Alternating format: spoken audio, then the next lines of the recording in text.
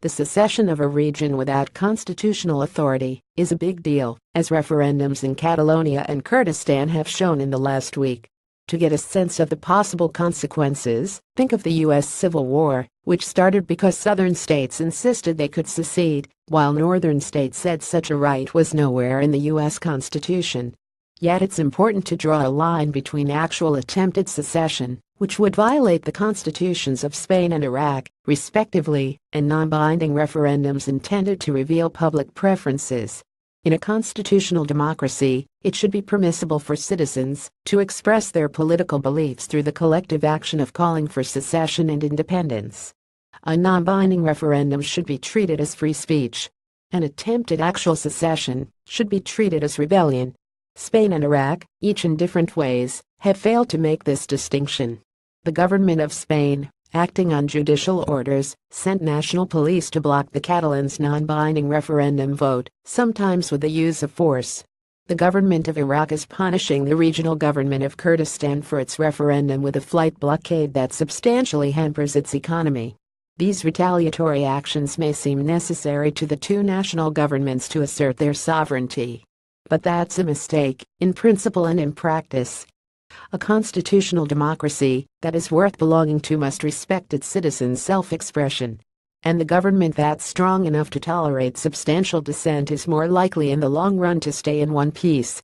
The right of self-expression is constitutionally guaranteed in Spain, where it's ordinarily respected, and in Iraq, where basic constitutional rights don't necessarily receive the same degree of reverence. In a liberal democracy, a citizen must have the right to say that he thinks his part of the country should be independent. This is a classic expression of political belief, the core of the free expression right wherever it exists. The right of groups of people to associate to make their voices heard collectively is a derivative of the free expression right.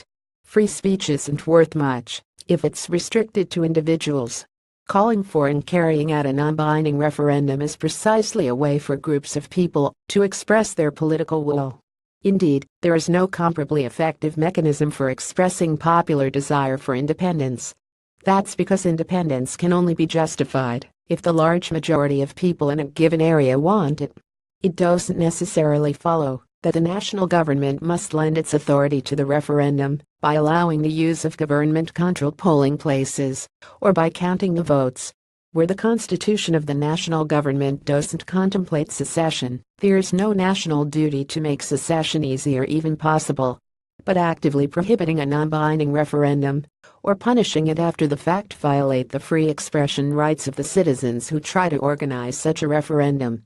Nation-states that are worried about unconstitutional secession tend to fear that the public manifestation of support will make secession more likely. That's potentially true, of course.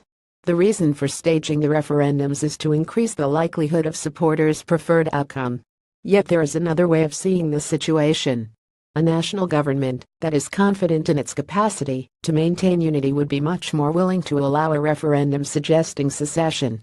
Allowing such a referendum sends a powerful signal that, no matter what the minority might want, the state's constitution will be upheld, and secession will not be permitted without amendment. The signal of confidence shouldn't be underestimated as a tool for states to stay together. The states that fall apart and often fall into civil war are typically weak states, where the national government arguably lacks the capacity to hold them together. In contrast, strong states are able to resist the threat of secession. Of course, before secession, no one knows with certainty how strong the state really is. Finally, there is the question of political morality. What kind of constitutional state merits allegiance? One that respects basic rights, including free speech and free association. Neither Spain nor Iraq has done itself any favors with its reactions to the referendums. The lesson for other countries in similar situations is to take free speech seriously and earn citizens' loyalty by respecting their rights.